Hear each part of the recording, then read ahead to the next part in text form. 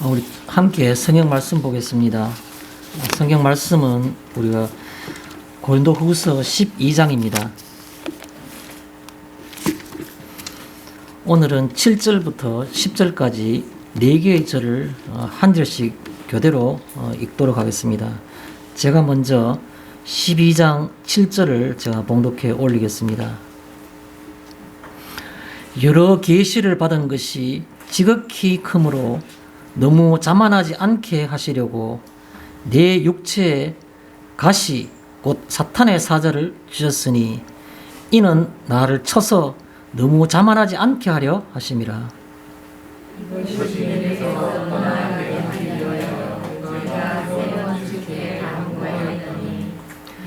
나에게 이르시기를 내 은혜가 네게 족하도다. 이는 내 능력이 약한 데서 온전하여짐이라 하신지라. 그러므로 도리어 크게 기뻐함으로 나의 여러 약한 것들에 대하여 자랑하리니 이는 그리스도의 능력이 내게 머물게 하려 함이라. 그러므로 내가 그리스도를 위하여 약한 것들과 능력과 궁핍과 박해와 공고를 기뻐하노니 이는 내가 약한 것들에 자만하노라. 아멘. 오늘은 제가 오늘 읽은 본문 가운데 마지막 절인 10절에 나오는 그 표현, 내가 약한 그때의 강함이라 라는 그 표현 속에 나오는 그 의휘 두 단어를 약한 그때라는 이것을 가지고 함께 이 성경 말씀, 특히 사도행전 고린도후서 12장에 있는 말씀을 살펴보고자 합니다. 약한 그때. 우리는 인생을 살아가다 보면 스스로가 너무 보잘것없어서 낙심될 때가 많습니다. 아마도 그렇지 않은 사람은 없으리라 봅니다. 낙심뿐만 아니라 좀 더 심한 상태로서 좌절되고 또 너무 실망이 커서 생사의 갈림길에서 내가 해결책이 도대체 뭐냐, 이 상황에서 내가 갈 수 있는 가장 최선의 길이 뭐냐를 두고 심각한 고민을 하는 경우도 많이 있으리라 봅니다. 또 가볍게는 하루를 살아가는 삶 가운데서도 때로는 희로애락이라는 표현처럼 기쁘고 즐거워 있어서 그렇게 마음이 흐뭇한 시간도 있는가 하면 때로는 예기치 못한 상황 때문에 자기 스스로를 보는 것이 부끄러울 정도로 수치스러운 순간들도 하루의 어떤 삶 가운데서도 있을 수가 있다고 그렇게 우리가 느낍니다. 요즘은 장마철이라서 비도 좀 자주 오고 그럼에도 불구하고 계절의 변화는 어김이 없어서 저희 집에서 이렇게 느끼는 제 개인적인 생각입니다만 매미 소리가 이제 제법 아주 시끄럽게 이렇게 막 울리는 걸 봅니다. 6월 말부터 아주 간혹 작게 매미 있다라는 표현하듯이 어제 들리는 듯 했는데 7월 들어서는 조금씩 소리가 커지기 시작하더니만 요즘에는 그 장마 가운데 비가 오는 가운데서도 제법 날만 개이면은 매미가 찌렁찌렁 우는 소리를 듣습니다. 참 계절의 변화가 어김없구나. 어디 그게 올해뿐인가요? 우리가 이때까지 살아오면서 늘 반복되는 계절의 변화, 참 세월이 빨리 지나는구나, 시간이 빨리 지나는구나 라고 생각하는 것들이 늘 느끼는 공통점이지 않습니까? 그런데도 불구하고 우리는 하나도 변하지 않는 게 있습니다. 계절의 변화처럼. 그게 바로 뭡니까? 내가 약하다는 생각을 할 때가 많다는 겁니다. 너무 약해요. 이것도 약하고 저것도 약해서 시간이 가고 세월이 지나고 나이가 좀 더 먹으면 여러 가지 면에서 더 나아질 것 같은 막연한 기대가 내 무의식 세계 속에 있었지만 그러나 돌이켜보면 달라진 게 별로 없다는 생각, 내가 약하다는 그 생각을 갈수록 더 많이 할 때가 많다는 겁니다. 우리는 오늘 인생을 살아갈 때 자주 혹은 또 치명적으로 만날 수 있는 그런 순간들, 내가 약하다고 생각하며 그런 생각을 느끼는 것에 대해서 조금 성경 말씀을 통해서 살펴보고자 합니다. 먼저 고린도후서 12장에 대해서 간략하게 제가 좀 요약을 하겠습니다. 고린도후서 12장은 되게 크게 나눈 두 부분으로 나눌 수 있습니다. 1절부터 13절까지가 한 부분입니다. 크게 나오는 내용이 바로 뭐냐 하면 계시에 대해서라는 겁니다. 계시에 대해서. 계시란 것은 하나님이 보여주시는 것을 우리가 계시라 말합니다. 내가 봤어. 내가 본 게 아니고, 내가 의지적으로 보고 싶다 해서 본 게 아니고, 하나님이 특별한 뜻에 의해서, 우리는 알 수 없는 계획에 의해서 사람이 알 수 없는 것을 하나님의 것을 사람에게 어느 순간 보여주실 때가 있는 겁니다. 그것을 가리켜서 우리는 계시라 말하는 겁니다. 보여주셔야만 볼 수 있는 것, 내 의지로 볼 수 있는 것이 아닌, 40일 금식기도 한다고 하면 반드시 볼 수 있는 것이 아닌, 좀 유치하지만 그렇게 표현하는 것이 정확합니다. 그래서 1절부터 13절까지는 바울이 자기가 본 계시를 얘기하는 겁니다. 우리가 미루어 짐작하면 의도는 분명한 거죠. 왜냐하면 고린도 교회에게 바울은 사도가 아니라고 말하는 사람들이 많았다는 겁니다. 사도의 흉내 낸다는 것이 많았다는 겁니다. 좀 더 심하게 말하면 바울은 예루살렘 교회에 보낸다고 말하는 헌금을 중간에서 아마도 가르쳤을 가능성이 많아. 본인은 우리한테 만나게 되면 좋은 말 하면서 자비량 한다고 돈을 안 쓰는 것 같지만은 그가 떠나고 난 다음에 살펴보라. 그러면 그가 분명히 많은 헌금을 우리에게 받아갔다. 그 돈 다 어떻게 했겠느냐? 쓴다는 거 다 확인할 수 있느냐? 이런 식의 그런 거짓 사도들이 많았는 겁니다. 뿐만 아니라 그 사람들은 언변이 뛰어난 사람들입니다. 거짓 사도들은. 말 솜씨가 대단했습니다. 바울은 좀 말이 그렇게 유창하지 못한 겁니다. 차라리 바나바가 훨씬 더 말 솜씨가 좋고 언변이 좋았습니다. 바울은 만났을 때 변변찮은 말 주변 때문에 봐라. 하나님의 영이 있는 사람이 저렇게밖에 말 못하느냐. 그렇게 말한 겁니다. 편지를 보면 굉장히 깊이 있는 것 같은데 그거는 생각해가지고 좋은 말들 다 써놨기 때문에 그렇지 않느냐. 만나서 말하는 거 보면 하나님의 영이 그를 지배하고 역사한다는 생각을 전혀 들 수가 없다. 라고 말하니까 일반 고린도 교회 교인들은 그 말하는 거짓 사도들을 볼 때 그럴듯하게 보이는 겁니다. 따라갈 수밖에 없는 겁니다. 우리가 예전에 사도행전을 살펴볼 때 사도행전 끝에 바울이 그 바나바와 함께 처음으로 안디옥 교회에서 그 따로 세웠다. 선교사를 파송했다는 말이죠. 따로 세웠을 때 첫 번 행선지가 바로 구브로 섬이었습니다. 키프로스 요즘 말하면. 그 구브로 섬에 갔을 때 그 바보라는 그 도시, 가장 핵심적인 도시, 그 구브로 섬의 행정 수도가 있었던 그 바보라는 도시에서 만났던 유명한 사람이 있죠. 바예수라는 사람입니다. 일명 엘루마라고 말하는 사람이 있죠. 그 사람은 이전에 많은 마술을 통해 가지고 거기에 있는 그 구브로 섬의 총독까지도 신임을 받고 있었던 사람입니다. 그 사람은 아마도 유대인 출신이지 않겠나 생각합니다. 왜냐하면 유대인들의 것들을 관습을 잘 알고 있었기 때문에. 그런 사람들처럼 유대인들 중에서는 세상에 흩어지는 유대인 중에서 옛날에 구약에 관해서 대한 얘기들도 조각 지식으로 알고 있으면서 알고 있으니까 다른 일반적인 유대인들이나 일반적 사람에 비해서는 굉장히 많이 아는 것처럼 보이는 겁니다. 특히 여호와 하나님에 대해서. 그것을 근거로 해서 유창한 언변과 그리고 아주 숙달된 어떤 그런 습관을 하던 경건함을 통해 가지고 많은 사람들이 어필을 한 겁니다. 쉽게 말해서. 그런 사람들이 아마도 이 고린도 교회에서 거짓 사도로 행세하지 않았겠나. 그 사람들은 마치 그 바예수, 박수 엘루마라는 그 마술사가 하는 것처럼 신비한 어떤 그런 어떤 것들도 아마 얘기를 많이 했을 겁니다. 간단한 어떤 이상한 것들도 보여주면서 자기가 경험했던 체험에 대해서 엄청난 어떤 그런 체험, 신비로운 어떤 그 현상들에 대해서 얘기를 했을 겁니다. 요즘에 무속인들도 사람의 과거를 보면서 알아맞추는 거 많이 알아맞추지 않습니까? 똑같이 아마 그런 것들이 일반인이 접근할 수 없는 것들을 보여줌으로써 굉장히 신임을 많이 받았던 사람들. 과연 이게 누가 그러면 영적으로 더 깊이가 있느냐? 바울은 영적 깊이가 과연 있는가? 신령한 체험이 있는가? 이런 것에 관해서 바울이 누차 얘기했지만 그렇게 직접 대면해서 매일마다 같이 만나는 사람들보다는 영향을 적게 미친 것 같습니다. 그러다 보니까 바울이 지금 오늘 고린도후서 12장 1절부터 13절에 관해서는 자기가 그 받았던 그 신비한 어떤 그런 그 은사나 계시에 대해서 그 계시에 관해서 얘기하는 것들이 바로 오늘 이 1절부터 13절에 나오는 이 전반부의 내용들이죠. 14절부터 21절까지에 나온 내용들은 내가 곧 멀지 않은 장래에 내가 너희들에게 가겠다라는 방문 계획을 얘기하는 것이 바로 14절부터 21절에 나온 내용입니다. 그때 가서 내가 너희를 볼 때 내가 얼마나 실망하지 않을까 두렵다. 실망할까 두렵다. 너희는 또 내가 바라지 않았던 그런 모습을 너희들에게 보이는 걸 보면서 너가 실망할까봐, 그럴까 할까봐 두렵다.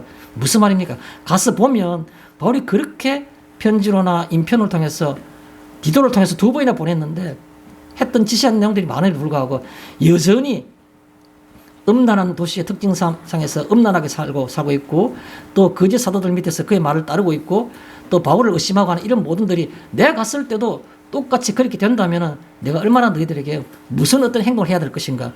그 사실 그 상황을 예측해 볼 때 그 상황이 두렵다. 그 얘기들이 계속 뒤에 나오는 겁니다. 뿐만 아니라 내가 어쩔 수 없이 너희들 책망해야 될 건데 그 책망을 본 것을 보면서 너희들은 얼마나 그 상황이 싫고 싫겠느냐. 그런 상황을 보는 것조차도 내가 두렵다. 두렵다는 말이 굉장히 뒤에 부분에 굉장히 많이 나와요. 그 말들은 내가 멀지 않은 장래에 너희들에게 갈 것이다. 그 얘기를 하면서 내가 이런 것이 염려된다라는 말을 계속 정리하고 있는 겁니다. 그 부분이 이 고린도후서 12장 후반부 뒷부분에 나온다라는 말씀을 드리고 싶어요. 그러면 전반부에 나온 내용들이 오늘 우리 본문이 전반부에 속했기 때문에 우리가 오늘 본문을 이야기하기 위해서는 전반부에 나오는 바울의 계시에 관한 내용들이 무엇인가를 우리가 한 번쯤은 조금만 알고 넘어가는 것이 오늘 본문을 이해하는 데 도움이 될 것이다 생각을 합니다. 바울이 받은 계시 여러 개가 있겠죠. 그런데 오늘 이 12장을 어떻게 시작합니까? 무익하나마 내가 부득불 자랑하리니 이렇게 표현하고 있습니다. 무익하나마 이익이 전혀 안 되고 이런 말은 전혀 도움이 안 되는데 그런데 내가 부득불 정말 원치 않은데 내 스스로도 절대로 원하고 싶은 것이 아닌데 어쩔 수 없이 할 수 없이 그런 말이 바로 부득불이란 말이죠. 그래서 전혀 도움이 안 되는데 그럼에도 불구하고 내가 하기 싫은데도 불구하고 어쩔 수 없이 이렇게 말할 수밖에 없다 라고 나온 내용이 바로 그 다음 뭡니까? 주의 환상과 계시를 말하리니 그렇게 말하고 있는 겁니다. 내가 주님과 만나서 봤던 그 환상하고 그 다음에 그 계시를 내가 말할 수밖에 없다는 겁니다. 이 말하는 것 자체가 별로 도움이 안 되는 거 나도 하고 싶지 않은데 어쩔 수 없이 네가 받았던 계시가 뭐며 네가 받았던 환상이 뭐며 네가 받았던 그 영적 체험이 뭐냐라고 의심하는 너희들이 있기 때문에 어쩔 수 없이 내가 이걸 말한다. 그 말하는 겁니다. 그러면서 아주 우리가 볼 때는 정말 흥미롭다 해야 될까요? 사람에 따라 좀 다를 수 있겠죠. 저는 별로 흥미롭지도 않습니다만 또 어떤 분들은 이걸 흥미롭게 생각하는 사람이 많습니다. 왜? 신령한 거, 영적인 거, 신비로운 거 이런 거 찾는 분들이 많지 않습니까? 신화의 칼라상으로. 저는 당연하다고 생각하는 건데 그 내용이 뭡니까? 2절부터 이런 말이 나옵니다. 내가 그리스도 안에 있는 한 사람을 내가 아는데 이건 자기가 둘러서 자기 일인데 불구하고 3인칭을 표현하고 있는 겁니다. 그리스도 안에 있는 한 사람을 아는데 그가 세 번째 하늘에 올라갔느니라. 끌려갔다 말하고 있습니다. 세 번째 하늘에 끌려 올라갔는데 그리스도 안에 있던 사람이 있었는데 그 사람이 세 번째 하늘에 올라갔는데 약 14년쯤 전에 올라갔다는 겁니다. 14년 전에 세 번째 하늘에 올라갔는데 그 속에 대한 풀이라는 말이 그가 몸 밖에 있었는지 몸 안에 있었는지 나는 모르지만 하나님을 아시느니라. 그 사람이 그가 그 환상과 그 어떤 계시를 받을 때에 그가 스스로 어떤 환상 가운데 있기 때문에 이게 육신적으로 정확한 어떤 생각을 하면서 내가 지금 이제 몸과 마음이 이 몸 육체 신체와 그리고 영혼이 동시에 내가 세 번째 하늘까지 올라갔는지 안 그러면 그가 영만이 올라가서 몸 밖에 있었는지 그 영혼만이 올라갔는지 나는 잘 모르겠다는 겁니다. 그 하도 환상이 하도 기이하고 환상적이 있었기 때문에. 그런데 하나님은 아실 거다 말하는 겁니다. 두 번 반복합니다. 그가 낙원에 이끌려 올라갔는데 그가 몸 밖에 있었는지 몸 안에 있었는지 나는 모르지만 하나님은 아시느니라 이렇게 말하고 있는 겁니다. 그런데 그 계시의 내용이 나옵니다. 그가 거기 올라가서 뭘 했냐니까 말로 표현할 수 있는 말을 들었다 말하고 있습니다. 말이 굉장히 말이 안 되는 말이죠. 말로 표현할 수 없는 그러면 말이 아니잖아요. 말로 표현할 수 없었으니까. 그런데 말로 표현할 수 없는 말을 들었다는 겁니다. 이거는 인간의 어떤 그런 이성으로 표현할 수 있는 표현이 아니라는 거죠. 하나님의 어떤 그 세계에서 표현할 수 있는 그런 표현이라는 겁니다. 그런다 하는 말이 뭡니까? 사람이 이루지 못할 말이었다는 겁니다. 사람이 표현할 수 있는 말이 아니었다는 겁니다. 사람이 이르지 못할 말이었다. 두 가지 표현입니다. 말로 표현할 수 없는 말이었고 사람이 이르지 못할 말이었다는 겁니다. 공통점이 있습니다. 말로 표현하지 못할 말, 그리고 사람이 이르지 못할 말은 하나님이 하실 수 있는 하나님의 세계에서 표현되는 표현이란 겁니다. 그 표현을 그렇게 표현한 겁니다. 사람이 어떻게 말할 수 있는 게 아니란 겁니다. 언어로 표현할 수 없는 게 뭐가 있습니까? 다 표현할 수 있죠. 그런데 말로 표현할 수 없는 말이었고 내용이었고 또 표현이었고 또 그건 사람이 할 수 있는 것이 아니었다는 겁니다. 그가 세 번째 하늘에 올라가서 봤던 겁니다. 여러분, 세 번째 하늘이라는 말을 갖고 저는 성령학자들이 굉장히 많은 이론들이 있습니다. 가장 보편적이라 할까요? 가장 저도 그게 동의를 하며 또 여러분에게 소개하고 싶은 내용이 바로 뭐냐 하면 세 번째 하늘이라는 것은 요즘 하는 사람들의 다른 표현들과는 달리 유대인들에게는 흔히 늘 자기들의 어떤 그 생각 속에서 있는 고정된 어떤 그런 개념이란 겁니다. 무슨 말입니까? 여러분, 유대인들은 하늘을 세 가지 단계의 하늘로 나누는 겁니다. 첫 번째 하늘, 두 번째 하늘, 세 번째 하늘이라는 겁니다. 굳이 그 근거가 어디 있습니까? 근거가 있습니다. 우리가 성경을 읽다 보면 잘 기억나는 성경이 한 군데 있습니다. 그게 바로 뭐냐 하면 옛날 구약시대 때 유대인들의 전통적인 생각을 보여주는 모습이 그 표현이 있습니다. 솔로몬 왕이 성전을 건축하고 난 다음에 그 성전 건축한 다음에 성전 봉헌식을 하죠. 수많은 백성들이 모여가지고 열흘 동안 연회를 열고 축하를 하고 음식을 나눠 먹으며 기뻐 찬송하고 그랬습니다. 그럴 때 성전 봉헌할 때 수많은 제사를 드렸는데 그 중간에 어떤 뭐랄까 순서가 있었는데 그게 바로 뭐냐면 솔로몬이 봉헌 기도를 드리는 것입니다. 봉헌 기도. 하나님께 이 성전을 주셨음을 감사드리는 기도를 드리죠. 솔로몬의 봉헌 기도가 한 장이 넘을 정도로 굉장히 깁니다. 내용이 너무너무 은혜스러워요. 참 인간은 이렇게 표현하는 것만큼 인간은 다음을 표현한 것이 어디 있으며 하나님을 이렇게 표현한 것만큼 하나님 다음을 표현한 것이 어디 있을까라는 제 개인적으로 생각을 그렇게 하는 그런 그 표현이 바로 솔로몬의 봉헌 기도입니다. 어디 나오는가요? 열왕기상 8장입니다. 열왕기상 8장. 그리고 한 군데 또 이스라엘 역사를 기록한 것은 열왕기서에만 나온 것이 아니고 역대서에도 또 나오죠. 그래서 역대서에도 6장에 나옵니다. 그래서 열왕기상 8장, 역대서에 보면 6장입니까? 제가 정확하게 역대상 저렇게 합니다. 역대상 6장 아니면 나올 겁니다. 뭐라고 표현합니까? 그게 이 세 번째 하늘에 대한 얘기가 짐작할 수 있는 표현이 있습니다. 유대인들은 가장 그것이 일상적인 머릿속에 있었기 때문에 자연스럽게 표현한 겁니다. 솔로몬 왕이 손으로 기도할 때 이런 말 한 겁니다. 하나님이 땅에 거하시겠습니까? 땅에 거할 수 있는 그런 존재가 아니란 거죠. 하나님이 땅에 존재할 수 있겠습니까? 열왕기상 8장 27절입니다. 8장 27절에 하나님이여 땅에 거하시겠습니까? 그 다음 나온 표현이 이 표현입니다. 하늘과 하늘들의 하늘도 용납지 못하시니 그런 표현을 합니다. 하늘과 이 첫 번째 하늘입니다. 그 다음에 하늘들의 그 말이 두 번째 하늘입니다. 그 다음에 마지막에 나온 하늘 이 세 번째 하늘입니다. 하늘이 있고 그 다음 위에 하늘들이 있고 그 위에 그 하늘들의 또 하늘이 있는 겁니다. 마치 인간이 이렇게 쳐다보면 위에 하늘이 있지 않습니까? 그것처럼 하늘들의 두 번째 하늘들에서 또 쳐다보면 또 하늘이 또 있다는 겁니다. 하늘이 세 가지 층이 있겠죠.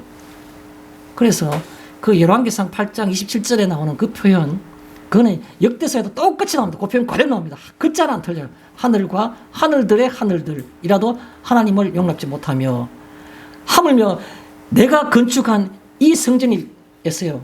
이 성전이니까 이오니까 이런 표현하고 있어요. 하나님은 땅에 거하실 분이 아니신데 하늘과 하늘들의 하늘도 그걸 용납지 못하는데 하물며 내가 건축한 이 성전에 어찌 거하시겠습니까? 그렇게 솔로몬이 기도한 겁니다.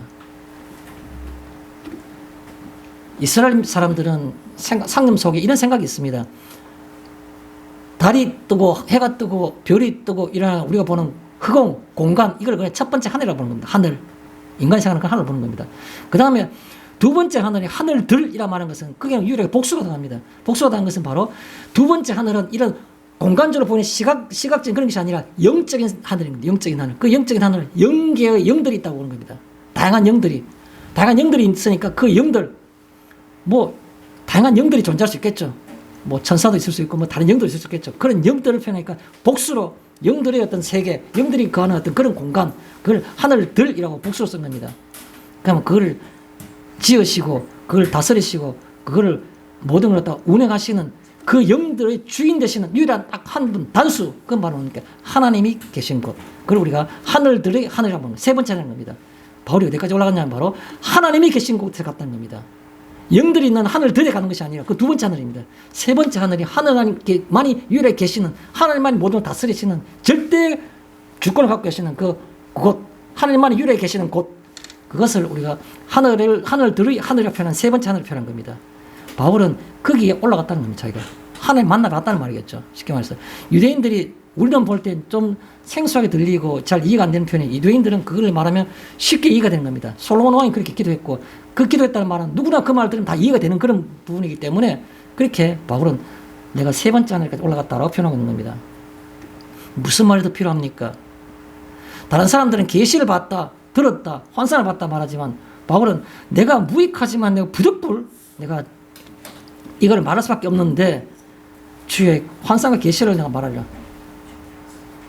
내가 알고 있는 사람이 한 사람 있었는데 그는 14년 전에 세 번째에 올라갔었는데 그게 낙원에 올라갔는데 그곳에서 말로 표현할 수 있는 말을 들었고 사람이 이룰 수 없는 말을 내가 들었다. 그렇게 말하고 있는 겁니다. 다른 어떤 그런 거짓 사도들이 비교 불가한 그런 것을 제가 먼저 얘기를 한 겁니다. 그리고 난 다음에 나온 얘기가 오늘 이 7절부터 얘기가 나온 겁니다. 뭐라고 말하고 있습니까? 여러 계시를 받은 것이 지극히 크므로, 오늘 우리 본문 7절은 이렇게 시작하고 있습니다. 여러 계시를 받은 것이. 바울이 어디 세 번째 하늘에 올라간 것만 그렇게 했습니까? 또 그곳에서 한 가지만 들은 것이 아니라 그런 말로 표현할 수 없는 말들을 들었기 때문에 여러 가지 내용을 들었겠죠. 그거를 사람이 말로 표현할 수 있는 내용이 아니었기 때문에 자기는 말로 표현할 수 없다는 겁니다. 표현할 수 없는데 이 밖에도 다른 여러 개의 계시를 하나님으로부터 받았다는 겁니다. 그래서 오늘 본문의 말씀 시작하는 것은 여러 계시를 받은 것이 지극히 크므로, 지극히 크다는 말은 비교 불가능한 겁니다. 거짓 사도들이 보이는 약간의 어떤 그런 신기한 현상들이 그하고 상관없는 얘기라는 겁니다. 너희가 알고 있는 세 번째 하늘까지 올라갔다는 겁니다. 더 이상 말이 필요 없지 않습니까? 너무 자만하지 않게 하시려고. 그럼 하나님이 그걸 보여주셨는데 바울이 어떻게 보면 표현을 보면 우리가 성경성에 보면 바울만큼 그렇게 깊은 어떤 그런 환상을 보며 계시를 받은 사람이 없기 때문에 하나님이 바울을 너무 자만하지 않게 하시려고, 그래서 바울 가르칠 내 육체, 우리가 그 성경을 잘 못 이해한 사람들은, 잘못 암송한 사람들은 육체의 가시라고 말하는데 크게 보면 그게 크게 다른 건 아니지만 그냥 정확하게 표현하면 내 육체에 내가 몸을 가지고 있는 것, 내가 영혼이 있다 그러면 영이 아니고 내 육에 대해서, 내 육체에 대해서 가시가 있게 하셨다는 겁니다. 가시가 뾰족한 물체를 우리가 가시라 말하죠. 나무로 된 것들이 대부분이겠지만 꼭 나무가 아니라도 금속으로 된 것도 가시가 될 수 있고 생선도 가시가 될 수 있지 않습니까? 그렇잖아. 뾰족한 물체를 우리가 일반적으로 가시라 말하는데 내 육체에 가시를 있게 하셨다는 겁니다. 찔리가 자꾸 아프다 그러면 쑤시면 그것이 가만히 있으면 모르는데 약간만 움직이면 찔려가지고 아프게 하는 것이 있다는 겁니다. 그걸 바로 육체의라는 말이 아닌 겁니다. 의자 할 때 의가 아니고 육체의라는 말은 그냥 장소를 지정하는 겁니다. 육체의라는 말은 내가 뭘 잘못함으로써 내가 뭘 갖다가 내한테 아플 수 있는 그런 것은 육체의 가시라고 하는데 의가 아니고 육체의라고 표현하는 것은 내 육체에 하나님이 가시를 주셨다는 그 말입니다. 육체의 가시. 그 가시가 바로 뭐냐니까 하나님이 주신 것이 아니고 하나님이 도구를 사용하는데 사탄이 그것을 틈만 하면 그걸 이용하도록 그걸 허락하셨다는 겁니다. 왜요? 큰 뜻은 내가 자만하지 않게 하기 위해서 하시는 건데 그러나 그것들은 이용하기 좋아하는 것들은 사탄이니까 사탄이 그렇게 이용하도록 두셨다는 겁니다. 사탄의 사자, 육체에 있는 가시가 바로 사탄의 사자라는 겁니다. 그래서 이는 나를 쳐서 너무 자만하지 않게 하려 하심이라. 하나님이 그렇게 사탄이 내게 육체에다가 가시를 두게 한 것을 허락하셨다는 겁니다. 그건 나를 도움이 되게 해서 내게 유익하라고 그렇게 하셨다는 겁니다. 8절에 뭐라고 말하고 있습니까? 이것이 내게서 떠나가게 내가 하기 위하여. 나는 그게 힘들었단 겁니다. 그럼 이 육체의 가시가 도대체 뭐냐? 많은 성경학자들이 말하는데 중요하지는 않습니다. 바울이 안질이 있어서 눈이 너무 안 좋았어요. 내가 내 손으로 큰 글자 쓰는 것을 너에게 말하니 자기가 큰 글자 썼다는 것만 해도 자랑할 정도로 자기가 눈이 침침해서 뭔지 잘 안 보였다는 겁니다. 그건 미리 짐작하는 거죠.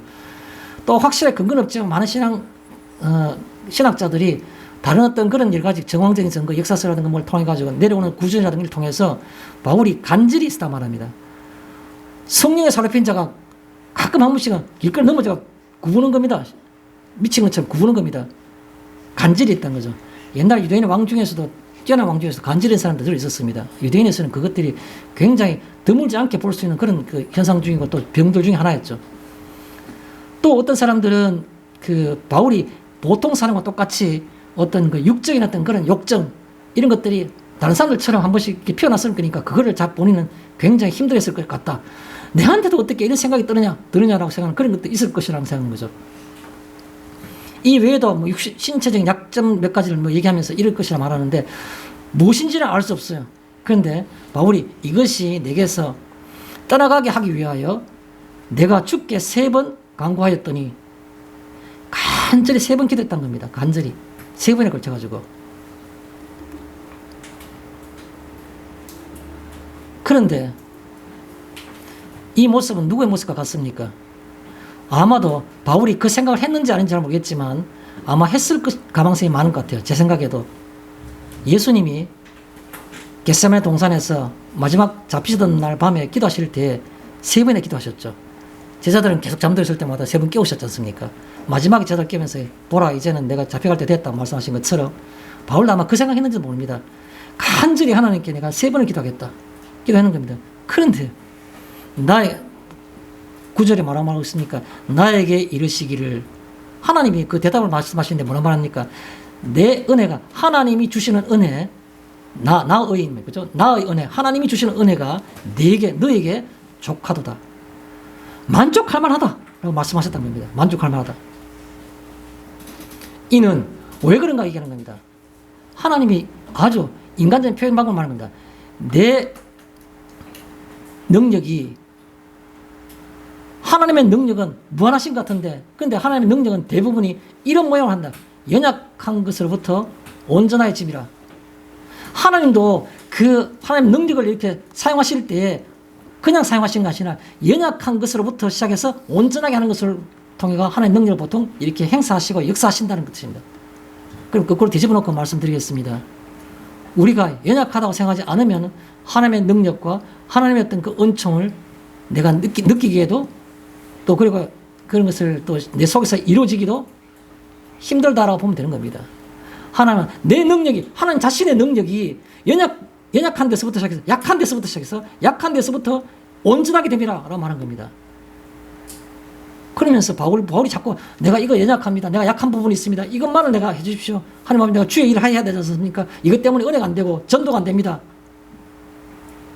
그러니까 하나님 보시면서 너에게 임한 내 은혜가 충분하다. 이는 왜냐하면 내 능력이 약한 데서부터 온전해짐이라. 약한 데서부터 온전해지는 것이 바로 내 능력이다. 난 그렇게 역사하신다는 겁니다. 그러므로 도리어 크게 기뻐함으로 그걸 바울이 가만히 생각하니까 그렇다면 내가 이거 기도할 제목이 아니네. 이걸 오히려 기뻐해야 되네. 왜? 하나님의 역사가 하나님의 능력이 내게 입힐 수 있는 계기가 되고 도구가 되고 기회가 되니까 내가 이것을 가지고 기도할 제목이 아니다. 오히려 기뻐해야 된다. 그래서 크게 기뻐함으로 해서 나의 여러 약한 것들을 기뻐함으로 해서 그 다음에 9절에 나온 얘기가 나의 여러 약한 것들을 9절에 계속해서 나온 얘기가 그 기뻐함은 나의 여러 약한 것들에 대하여 자랑하리니. 맞습니다. 자랑하리니. 나는 이것도 약하고 저것도 약하고 약한 것들이 내가 나를 위축하게 하거나 나를 낙심되게 하는 그런 것이 아니라 내가 자랑거리가 된다는 겁니다. 그거는 다른 외부 세상 사람들에게 자랑한다는 말은 그건 아니겠죠. 하나님께 자랑하는 겁니다. 하나님 이것도 내가 약합니다. 하나님 저것도 약합니다. 왜요? 다른 세상 사람들이 그렇게 말하면 정신 나간 사람이 얘기하겠죠. 그건 도움이 안 되는 겁니다. 그런 얘기가 아니고 하나님께 자랑하는 겁니다. 하나님 아버지 내가 이거 없게 해달라고 기도했던 제목이 아니고 하나님 이것도 약합니다. 내가 이것도 약합니다. 이게 지금 하나님께 이걸 드러내고 자기가 자랑한다는 겁니다. 자랑하리니 이는 그리스도의 능력이 내게 머물게 함이라. 내가 약한 것들을 기도했는데 기도하는 제목이 아니고 묵묵히 하면서 바라보면서 믿음 가운데에서 하나님 아버지 이건 내 약한 겁니다. 하나님 이건 내 약한 겁니다 하고 자꾸 얘기하는 겁니다. 자랑하리니 그 자랑하는 이유가 뭐냐? 하나님 그 아래는 기도를 왜 그렇게 하느냐 하니까 그리스도의 능력이 내게 머물게 하기 위해서. 나는 이때까지 내 힘으로만, 내 근육으로만 이 세상을 살아가려고 그렇게 노력하고, 내 근육이 없어지고 몸이 약해지고 내 지갑이 얇아지면 세상이 끝날 것만 같아서 어떻게 하면 어떻게 하면 좋으냐 이 생각하는 내게 오히려 지갑이 얇아질 때마다 더 자랑하며 기뻐하며 하게 매달린 겁니다. 왜요? 이제 내 지갑이 얇아졌으니까 그리스도의 능력이 이제 역사하실 때가 되었다고. 이제 그리스도께서 직접 이제 역사하셔서 그걸 내게 보여주실 때가 되었다고. 내 지갑이 얇지 않았으면, 내 사회적 지위가 높았으면 그리스도의 능력이 나타나지 않을 건데 이 나타날 때가 되었다고. 그래서 그리스도의 능력이 내게 머물게 합니다. 이 머물게라는 이 표현은 그냥 일시적으로 잠깐 왔다 가는 게 아니고, 그 성경의 원어적 표현을 쓰면 텐트 치고 사는 겁니다. 그게 머물러 사는 겁니다. 그 땅에 정착해서 사는 겁니다. 그리스도의 능력이 내가 눈물로 기도하는 순간에 잠시 있다가 또 내 은총이 또 사라져가지고 또 내 마음대로 사는 것이 아니고, 내가 약하다고 생각을 그때 그걸 자랑으로 이기며 기쁨을 이길 때 그때 그리스도의 능력이 내게 영원토록 머물게라는, 지속적으로 단시간이 일시적인 게 아닌 그런 뜻입니다. 그거 하기 위해서 하는 겁니다. 마지막 10절에 뭐라고 말하겠습니까? 그러므로 이제 내가 할 일은 뭔가 보는 거죠. 그리스도를 위하여. 이것도 그냥 표현한 것이 아니라 그리스도를 위하는 건데, 내용이 뭐냐 하면 약한 것들과, 그런데요, 세상의 약한 것들은 내가 천성적으로 게을러서 6해 동안 힘써 일하지 않았기 때문에 내가 뭐 그런 얻지 못하는 것들도 있겠죠. 그런데 그런 내 어떤 그런 그 잘못이 아니고, 신앙적으로 생각할 때 그리스도로 인해서, 그 말이 바로 그리스도를 위하여 약한 것들인 겁니다. 그리스도를 위하다 보니까 약해진 것들.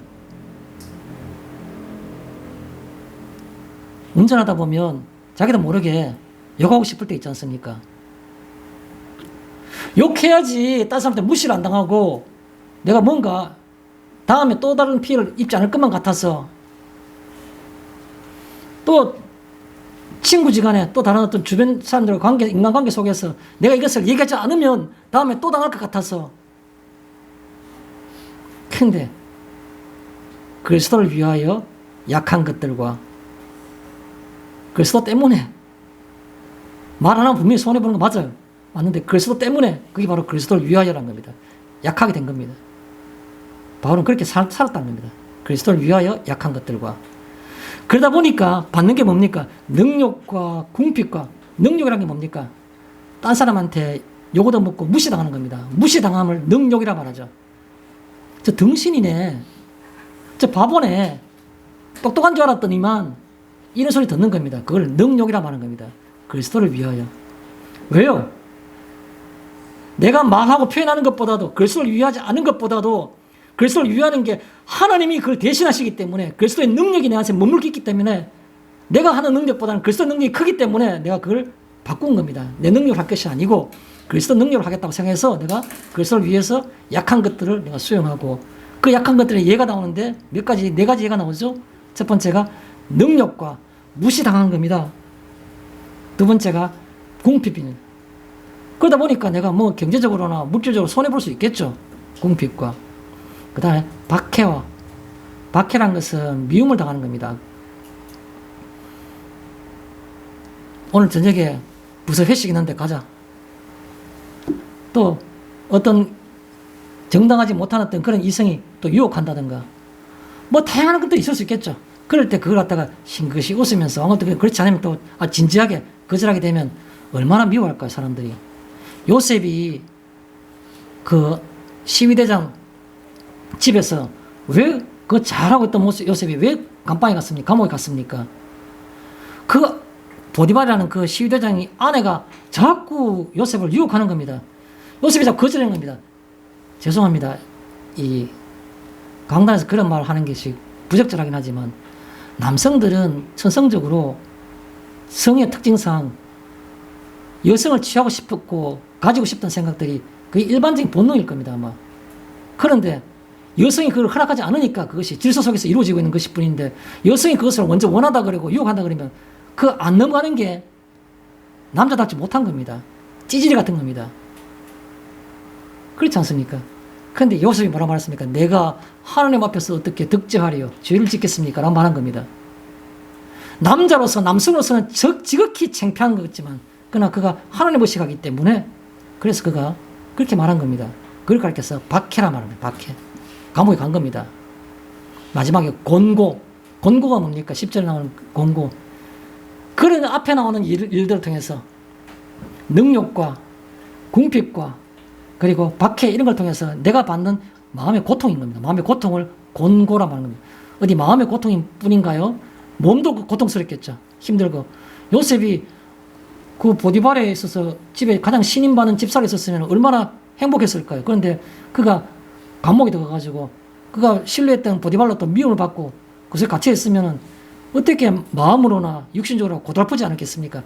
마음으로나 육신적으로 고달픈 것을 곤고라 말하는 겁니다. 곤고. 그렇게 해서 오늘 이렇게 그러므로 내가 그리스도를 위하여 약한 것들과 그리고 능력과 궁핍과 박해와 공고를 내가 자랑하리니 기뻐하리니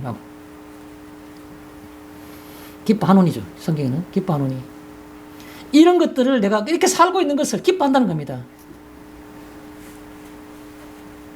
저는 제가 옛날에도 그런 말씀 드렸었죠. 제가 고등학교 다닐 때 문화교실이라는 게 있었습니다. 중간고사나 기말고사 시험 치고 나면 단체로 영화를 갔습니다. 시중에 있는 정상적인 가격보다 훨씬 쌌습니다. 뭐 이렇게 뭐 교육적인 그게 있는지는 모르지만 그냥 뭐 기분 전환시켜준다고 단체로 갔습니다. 교복 입고 갔습니다. 줄 서가지고 시간 딱 정해서 한번. 그때 봤던 영화 중에 데미트리아스라는 그런 검투사 영화가 있었습니다. 데미트리아스라는 검투사 영화. 그때 나온 남자 주인공이 빅터 마초라는 영화 배우였습니다. 지금 아마 잡고 있는지 모르겠습니다. 나이가 많은 칸데. 제가 아는 영화 배우 몇 명 이름 안 주지만 그 중에 한 명입니다. 빅터 마초라는 사람. 그 사람이 검투사로 살았는데 신체가 건장하고 잘생겼으니까 그 집 주인, 여주인이 마치 요셉처럼 자꾸 유혹하는 겁니다. 검투사 신분을 완전히 넘어설 수 있는 그런 어떤 것들이 충분히 그 여인에게는 뒤에 배경이 로마였던 권세 가문과 아주 그 큰 가문이 그 뒤에 등을 업고 있는 겁니다. 그렇기 때문에 이 여인과 같이 잠자리를 하게 되면 그가 신분의 상승은 두말할 것도 없고 앞으로 전혀 다른 세상에서 탄탄하게 그 장래가 열리는 겁니다. 그런데 검투사 그 노예 신분이 뭐가 그렇게 그 대단한 건지 그걸 웃으면서 거절하는 겁니다. 그때 표현하는 그 영화의 그 주인공이 표현하는 얼굴의 어정쩡한 그 어색함, 그 어설픈 어떤 그 표정, 그게 평생 잊혀지지 않는 겁니다. 평생. 저게 삶이구나. 기독교인의 삶이구나. 왜? 검투사는 기독교인이었거든. 그 표정 자체가. 누가 봐도 이해하지 못할 그 어정쩡한 그 표현, 어정쩡한 얼굴 표정, 그게 잊혀지지 않아요. 그래서 그걸 그렇게 표현한 겁니다. 그걸 기뻐하리니, 속으로는 그걸 기뻐하는 겁니다. 마지막 나온 내용이 뭡니까? 오늘 제목에 나온 겁니다. 이는 내가 약할 그때 강함이라. 결론입니다. 결론. 내가 이렇게 살고 모든 사람 다 약하다고 생각할 때 그때 나는 가장 강한 순간이었다.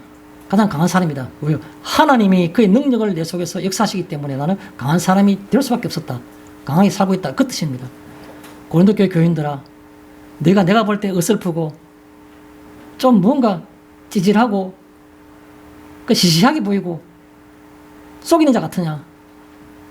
너희가 보는 그 약한 모습들이 바로 그 속에서 나는 가장 강할 때이고 하나님께서 그리스도의 권능과 능력이 내게 역사하시는 순간이다. 그걸 지금 이 계시와 환상을 통해 가지고 바울이 고린도 교인들에게 착각하고 있는 모습들, 오해하고 자신을 오해하고 있는 모습들에서 신랄하게 얘기하는 거. 그게 오늘 본문의 내용인 겁니다. 잠깐 그 본문을 가지고 좀 더 몇 가지만 짚어보고 넘어가겠습니다. 여러분 질문을 드리겠습니다.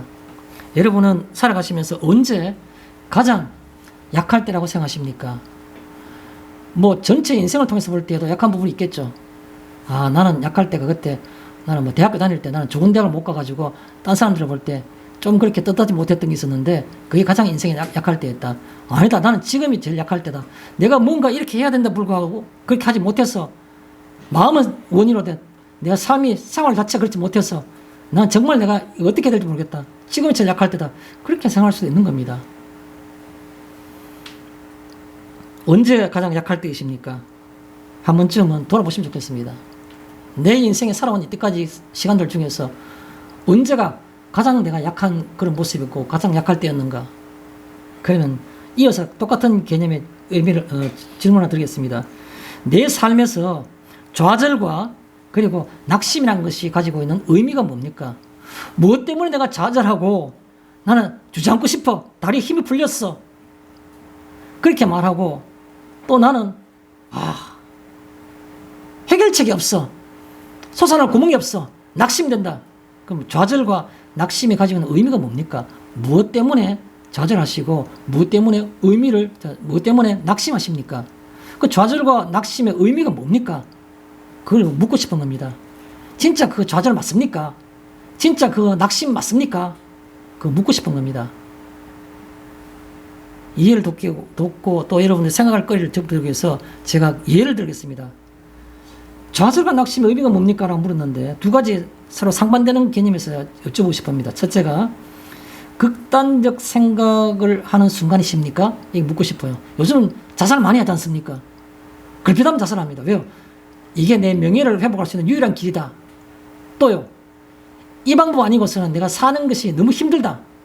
너무 힘드니까 차라리 내가 잊어버리고 죽는 것이 고통의 연속보다는 죽는 것이 고통의 어떤 절단이니까 고통으로부터의 어떤 그런 그 회피니까 고통부터 절단이니까 고통으로부터 벗어나는 길은 이거 방법밖에 없다.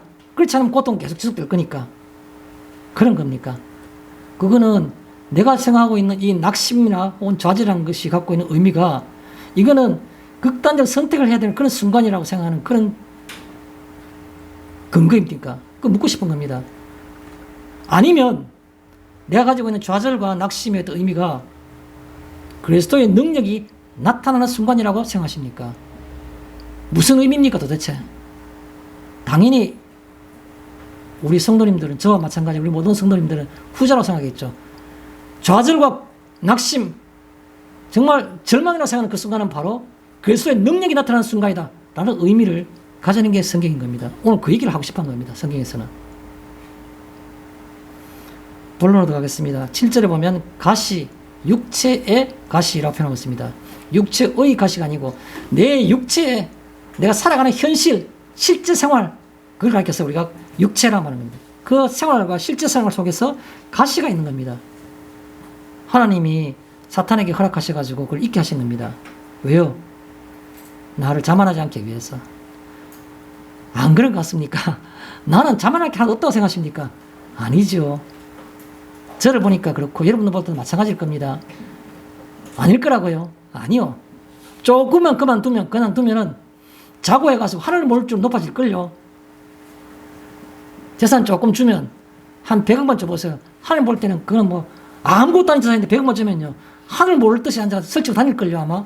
온갖 것 갖고 다 두루두루 다 두르고 온갖 곳에 다 다니면서 온갖 사람 다 무시해가면서 헤쳐가면서 난리칠걸요 아마.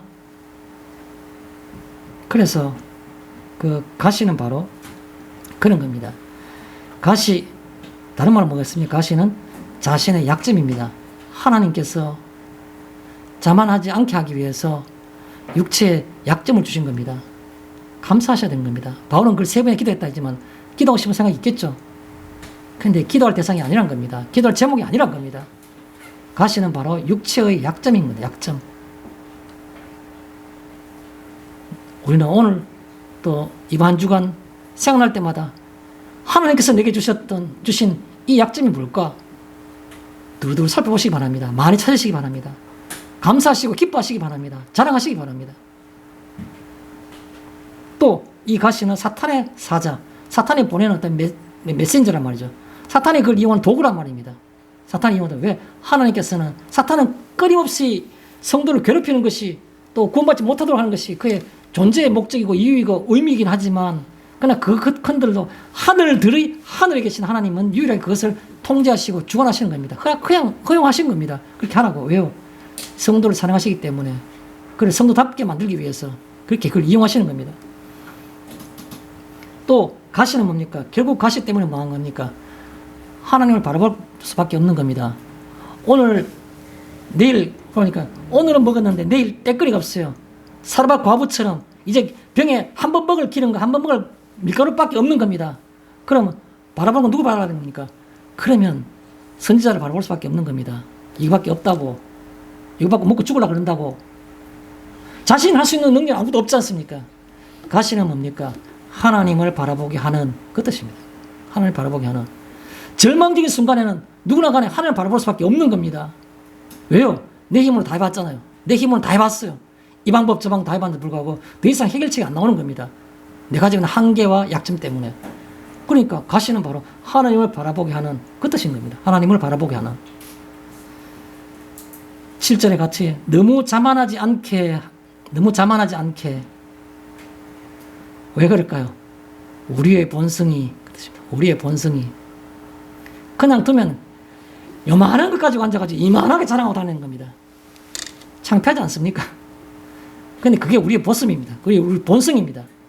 우리의 본성이 그게 바로 너무 자만하지 않게라는 말을 생각할 때 생각해야 될 부분입니다. 또 우리는 뭐 때문에 자만한 겁니까? 보이는 것으로만 내가 하버드 출신이야. 얼마나 어깨에 힘이 들어갑니까? 모르는 사람들은 모르지만 어디 밖에 가면은 학교나 이런 데 가면 큰 소리 치는 겁니다. 박사라 해서 똑같은 박사가 아니야. 나는 하버드 박사야. 하는 겁니다. 눈에 보이는 것으로만. 그게 바로 너무 자만하지 않게. 내가 가지고 있는 자그마한 장점만 있어도 그거 갖고 어떻게 하면 부각할까 해서 그걸 드러내고 되는 것이 바로 너무 자만하지 않게라고 생각하는 겁니다. 보이는 것으로만. 우리 의식이 그렇다는 거죠. 나를 쳤어라는 말이 7절에 있죠. 나를 쳤어. 그런 순간 내가 깜짝깜짝 놀랄 정도로 자신의 모습을 바라보면서 내 속에 역시 이 모습이 이런 생각을 해야 되는 겁니다. 나를 치야 되는 거죠. 나를 쳤어. 자중해야 된단 말이죠. 자중. 또 너무 자만하지 않게 그 목적이 뭡니까? 보지 못하던 것을 보게. 하나님은 우리가 보지 못하는 거. 왜? 우리의 자만심 속에서 가려가지고 자만심이라는 것을 가려가지고 볼 수 없었던 것을 보여주게 하는 것은 바로 자만심을 걷어내면, 자만심의 구름을 걷어내게 되면 자만심을 인해 보지 못했던 내 본 모습을 보여주게 하시는 겁니다. 본 모습을. 자만심을 걷어내면 못 보던 것을 보게 하시는, 그 속에는 못 보던 것 중에서 보게 되는 것은 내 본 모습도 있을 것이고 또 하나님의 은총도 그 속에 보이기 시작하겠죠. 그것이 바로 너무 자만하지 않게 하는 겁니다. 또 7절에 이런 말이 있습니다. 육체에, 내 몸에, 내 현실에, 그런 말이죠. 다른 말로 표현하면 현실 속에서, 육체에만 내가 살아가는 현실 속에서 가시가 있는 겁니다. 아픔이 있는 겁니다. 내 약점이 있는 겁니다. 육체에. 말하지 않아도 개인적으로 내가 생각해보면 자신만의 그 육체에 있는 가시를 아실 수 있을 겁니다. 뭐가 가장 아프게 날 찌르는가? 틈만 있으면 찔러요. 마음에 조금만 평안을 가지려면 언젠가 동안 또 푹 찔러요. 너무 아파서 반복되기 때문에 이걸 내가 죽어야 되나 살아야 되나 어떻게 해야 되나 극한적인 선택을 생각할 수밖에 없는 그런 가시가 있는 겁니다. 그걸 가르쳐서 육체라고 하는 거예요. 그런가 하면요, 나도 모르게 습관화된 집착이 있습니다. 내 자식은 성공해야 돼, 이런 거 있지 않습니까? 그것도 가시적인 것이고 세상적인 겁니다. 하나님이 그 사람을 그렇게 쓰시고 싶으면 그렇게 인도하실 것이요, 저렇게 쓰고 싶으면 저렇게 인도하실 겁니다. 근데 내 자식은 뭔가 세상적으로 성공을 해야 된다고 생각합니다. 세상적인 성공. 취미가 뭐면 취미대로 가지만 그러나 그곳에서 성공을 해서 남이 우러러 보고 남이 전부 다 내게 부러워하는 그런 것이 되어야 된다고 생각하는 겁니다. 하나님이 뜻이 계시면 그렇게 하실 것이고 아니면 안 하시는 겁니다. 습관화된 집착에서 벗어나야 되는 겁니다. 그게 육체라는 겁니다. 그게 육체에 그런 생각이 있기 때문에 거기에 자꾸 내가 아픔이 있어가지고 나무 자식이, 그래서 뭐 제가 이런 말을 하는 게 유치하긴 하지만 뭐 우리 현대 요즘 말하는 사람들 그런 유행한 거 있지 않습니까? 저는 아도 구닥다리에서 그런 것밖에 모릅니다. 엄친아 이런 거 있지 않습니까? 엄마 친구 아들. 왜 생겼습니까? 그게 습관화된 집착 때문에 그런 겁니다. 어떤 아들은 보니까 다 잘해요. 뭐든지 다 잘해요. 그리고 우리 아들은 보니까 그렇지 못해요. 하나님이 뜻에 달려 있는 겁니다. 내 의지대로 된 게 아닌 겁니다. 집착된, 습관화된 집착에서 벗어나야 되는 겁니다. 그게 육체란. 육체, 그러면 모든 가치관을 세상적인 걸로 자꾸 나도 모르게 그 속에 습관화되어 있는 겁니다. 모든 가치를 세상적인 가치로 갖고 습관화된 것들, 그게 바로 습관화된 집착인 겁니다. 존재하는 것만도 아름다운 것이, 그게 하나님의 창조 섭리인 겁니다. 두 번째, 내 은혜가 사람들, 인간의 은혜가 아니고 너에게 미친 은혜가 아니고 내가 내게 주는, 내가 그 끼치는 은혜, 그게 바로 내 은혜라고. 하나님이 스스로 말할 때 내 은혜, 이 표현은 그렇게 흔한 표현이 아니죠. 그런데 내 은혜라는 표현하고 있습니다. 내 은혜가, 다른 말은 뭡니까? 내 은혜라는 말은 다른 말 생각할 포인트가 너를 향한, 내게 임한, 그 뜻입니다. 너를 향한, 너에게 임한, 임할, 미래형이 아니고 임한, 과거형인 겁니다. 너를 향해 이미 임한, 그 뜻이겠죠. 그게 바로 내 은혜란, 그 말, 내 은혜가. 내 은혜란 말을 성경 속에서는, 오늘 본문 속에서는 9절에 내 능력이라 표현하기도 하고, 다른 말로는 그리스도의 능력이라 표현하기도 하는 겁니다. 내게 말할 수 없는 은총, 그 사랑, 그걸 우리 은혜라 말하는데, 그 속에서는 오늘 특히 이 본문에서 비교하면 몇 가지 더 추가되는데, 그것을 은혜, 혹은 능력, 혹은 뭐 권능, 능력, 이렇게 표현하는 겁니다. 그냥 사랑하는 것만 끝나는 게 아니라 내 삶 속에서, 현실의 시간 속에서 하나님의 능력이 꿈틀꿈틀꿈틀 움직여 역사하시는 겁니다. 그렇게 해서 그냥 은혜라 표현한 겁니다. 그 속에 내게 족하도다, 9절에 그런 말이 있죠. 너에게 충분하다는 뜻이죠. 다른 말로 표현하면 이미 충분한 그 뜻입니다. 내게 족하도다, 이미 충분한 뜻입니다. 잔고가 10만 원밖에 없다고요. 아직까지 오늘 한 달 살려면 아직까지 20일 남았는데, 7월 말까지 20일 남았는데 20일 동안 더 살아야 되는데 지금 잔고가 10만 원밖에 없다고요. 이미 충분한 겁니다. 하나님이 입히시고 먹이시는 겁니다. 들의 백합화를 봐라. 솔몬이 입은 옷이 이것만 하지 못하다고 말하지 않습니까? 내일 아궁이 뜨니 들풀도 그렇거든. 하물며 하나님께서 너에게 입히시고 먹이시지 않겠느냐. 그렇게 말씀하시는 겁니다. 이미 충분한, 그 말이 바로 뭐냐면 내게 족하도다. 이미 충분한. 또 하나님의 역사가, 내 삶은 너가 노력으로 사는 것이 아니라 내가 이끌어 가신다는 겁니다. 하나님의 역사가, 그게 바로 내게 족하도다라는 겁니다. 말은 쉽죠. 나는 하나님의 은혜로 나는 살아간다고, 하나님 내게 모든 걸 다 해결해 주신다고, 나는 그걸로 만족한다고. 근데 실상 속에서 그렇게 살기가 쉽습니까? 그래서 그걸 가르쳐서 내게 족하도라는 말은 하나님의 역사가 그렇게 말하는 겁니다. 결과적으로 뭐가 될까요? 9절에 크게 기뻐하는 겁니다. 또 9절에 약한 것들을 자랑하는 겁니다. 하나님이 역사하신다는 걸 알기 때문에 내가 내 약한 걸 보더라도 낙심할 거리가 아니고 기뻐하는 겁니다. 이걸 통해서 하나님이 어떻게 역사하실지, 그 기다려보는 재미가 있다는 겁니다. 어떻게 어떤 방법으로 역사하실지, 또 그 역사하실 때 내가 그걸 어떻게, 그걸 내가 다른 사람들에게 간증하며 자랑할지, 그런 자랑거리요, 기뻐할 거리라는 것이 바로 내가 족하도다, 내게 족하도다는 말을 우리가 생각할 때 생각할 개념들인 것이죠. 또 그 다음에 9절에 그리스도의 능력이라는 표현이 있습니다. 그리스도의 능력이, 그리스도의 능력은 구체화되어 있습니다. 오늘 잊어버리지 않았으면 좋겠습니다. 뭡니까? 약한 데서 약한 것을 온전케 하는, 그리스도의 능력은 구체화된 표현이 오늘 나와 있기 때문에 기억하면 좋겠다는 거죠. 약한 데서 온전하게 하는, 온전케 하는, 약한 것을 온전케 하는.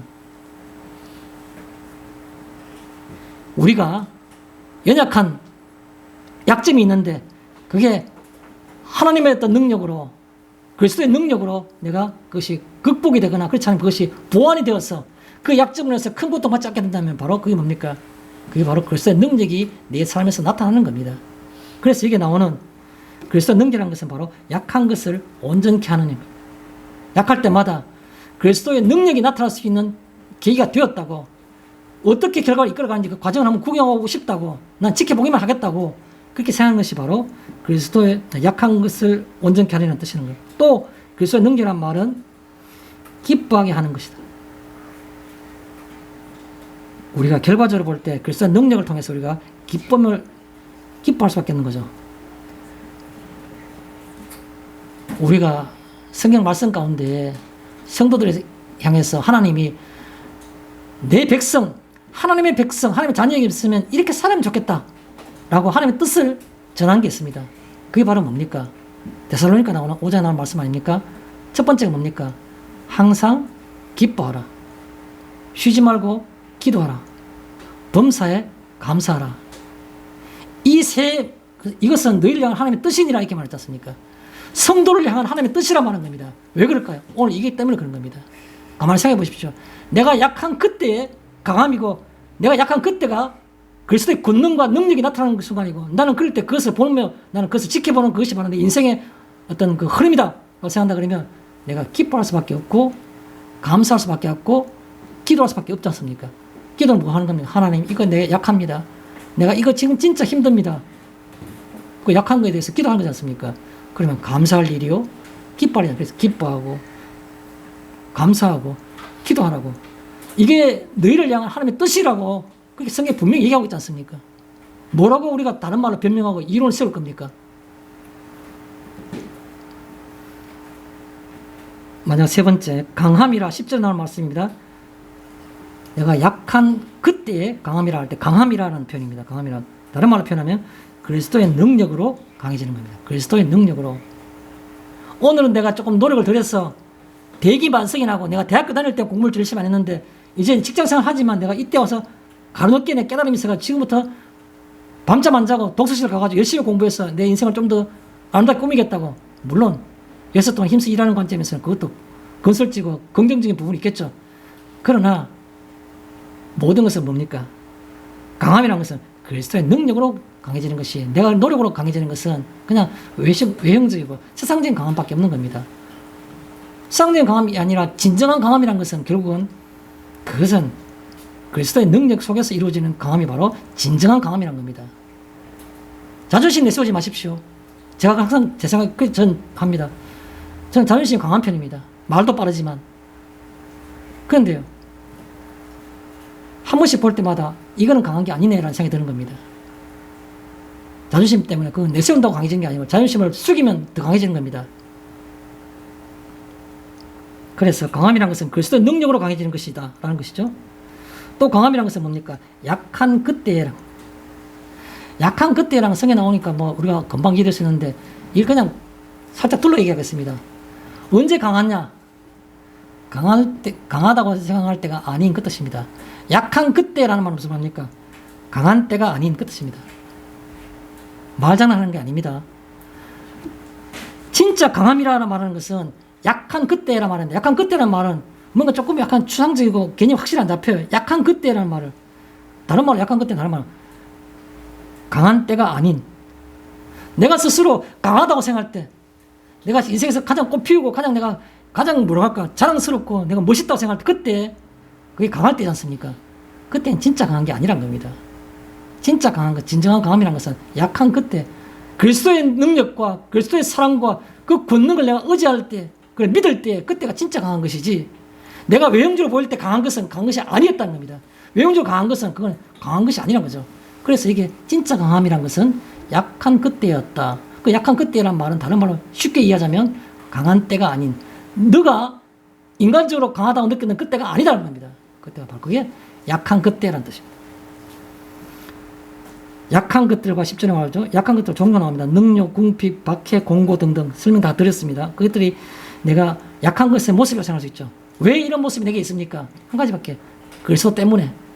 그래서 그리스도를 위하여란 말이에요. 내가 왜 이렇게 사람들에게 좀 못난이처럼 반푼이처럼 사는가? 그리스도 때문에 그런 겁니다. 그리스도를 위하여. 또요. 다른 이의 눈에는 그렇게 보일 뿐입니다. 다른 이의 눈에는 내가 불쌍해 보이냐? 약하게 보이냐? 그건 너희 눈이고 하나님은 나를 그렇게 보지 않는다. 하나님 얼마나 나를 사랑스럽게 보시는지 모른다. 라는 겁니다. 약함이 많습니까? 약함이 많으면 하나님의 능력과 그리스도의 사랑이 내게 넘치는 겁니다. 어제 저녁에 비가 굉장히 잠깐 굉장히 많이 왔습니다. 저희 사는 동네만 그런지 잘 모르겠습니다만 그 전에 멀리서 천둥이 쿵쿵 치고 버쩍버쩍 했지만 저희 동네는 비가 안 왔습니다. 조금 지나니까 그 구름이 저희 사는 동네로 이렇게 옮겨와서 그런지 모르겠지만 천둥이 번개가 치는데 아마 우리 아파트에 무슨 벼락이나 막 광마장 같아요. 얼마나 큰 소리 나는지 막 꽝 그러면서 막 너무너무 굉장히 큰 소리 났으면서 그랬습니다. 비도 폭우가 쏟아지는데 진짜 얼마 앞을 보이지도 않을 정도로 이렇게 밖을 보니까 또 쏟아져요. 그냥 비가 내리는 것, 부슬비가 내리는 것, 또 뭐 일반적인 비가 조용히 쭉 내리는 비들, 그런 것과 달리 쏟아붓는 듯하게 얼마나 굵은 물방울들이 앞이 안 보일 정도로 빽빽하게 막 밀집대가 그 한 3, 40분 그렇게 확 내려간 다음에 거의 다 그쳐지더라고요. 그 비가 어떤 모습입니까? 하나님의 은총이 비와 같이, 그 폭우에 쏟아진 같이 우리 인생 가운데 내리는 것을 기대하십니까? 우리가 우리의 약함을 보며 이때가 바로 내가 강할 때라고 생각할 그때 하나님은 그 비에 쏟아진 같이 그 하나님의 은총을 우리에게 쏟아주실 것입니다. 우리가 우리의 약함을 인정할 때, 그를 바라볼 때. 마지막으로 기뻐하노니 알기에 내가 그 은총, 앞을 바라볼 수 있을 정도로 폭우치 쏟아지는 그 하나님의 은총을 내가 기대하기에, 알기에, 그래서 기뻐할 수밖에 없는 겁니다. 기뻐하노니라는 말은 내가 그것을 알기에, 또 다른 말로는 그것을 믿기에. 지금까지 내가 내 과거 속에서 간혹 한두 번 그렇게 있었지만, 그러나 내 앞으로는 매 순간마다 내가 그에게 의지할 때마다 그것이 그렇게 내게 은총을 내리실 줄 내가 믿기에, 그래서 내가 기뻐하는 겁니다. 마지막으로 그리 아니하실지라도 내가 수용 가능하기에 하나님의 은총 아래 있음을, 그의 능력을 내가 기대하는 것이 가장 가치 있는 것임을 내가 알기에 금방 빨리 어떤 결과가 나오지 않더라도 내가 그것을 묵묵히 이 현상을 내가 수용할 수 있기에 다니엘이 그렇게 말했지 않습니까? 하나님께서 그리 아니하실지라도 나는 왕에게 절하지 않고 신상에 절하지 않겠다고 말하지 않습니까? 그래서 수용하기에 이 말이 바로 기뻐하노니란 말입니다. 결론 내리겠습니다.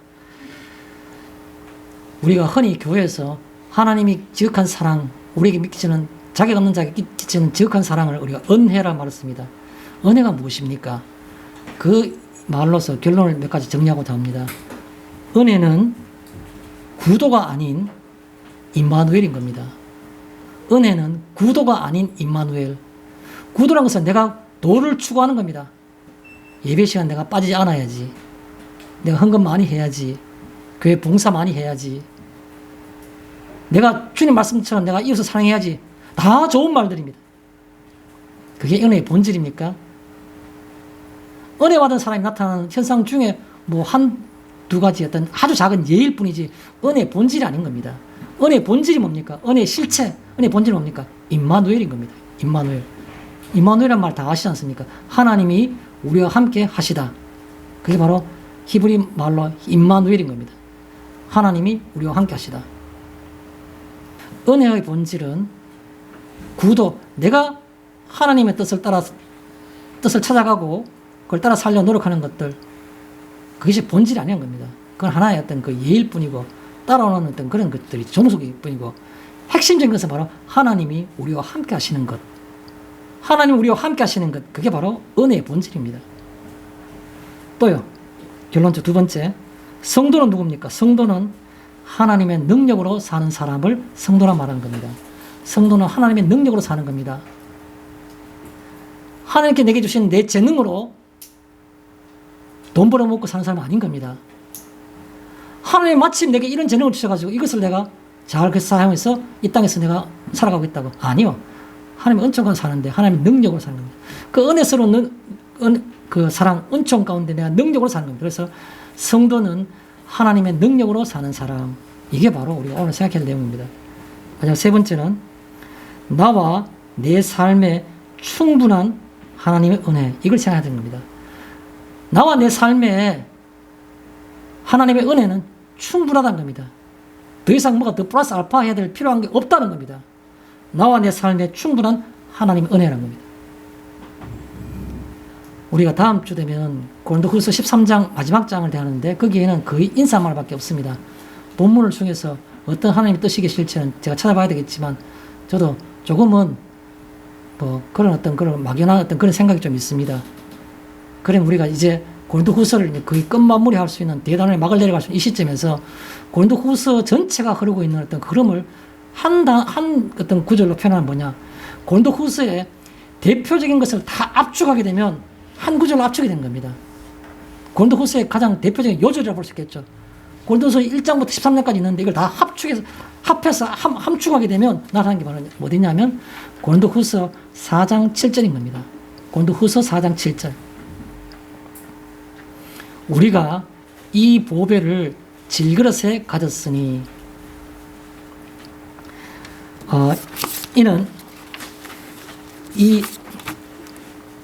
심히 큰 능력은 하나님께 있고 우리에게 있지 아니함을 알게 하려 하심이라.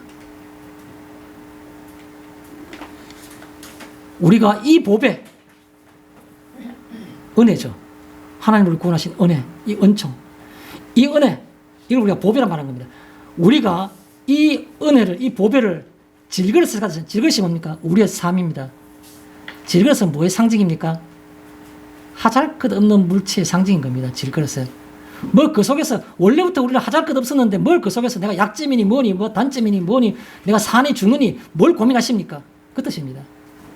우리가 이 보배를 은혜를 질그릇 속에 금그릇과 은그릇이 아니고 우리는 이미 질그릇이었는 겁니다. 본질 자체가 흙이었는 겁니다. 진토였는 겁니다. 우리가 이 보배를 질그릇에 가졌으니 이는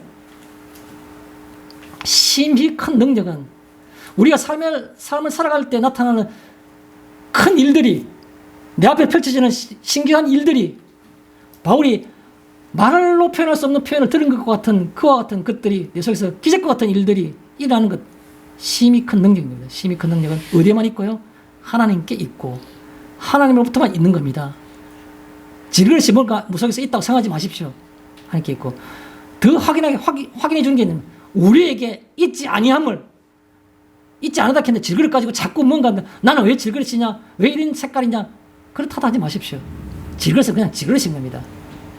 그래서 이 고린도후서 4장 7절 고린도후서 전체를 요약할 수 이 말씀이 바로 오늘 이 본문과 가장 또 합축되어 있기 때문에 여러분 한 번쯤은 꼭 다시 한번 되새기면서 은혜 받으시는 한 주간이 되었으면 좋겠습니다. 마치겠습니다.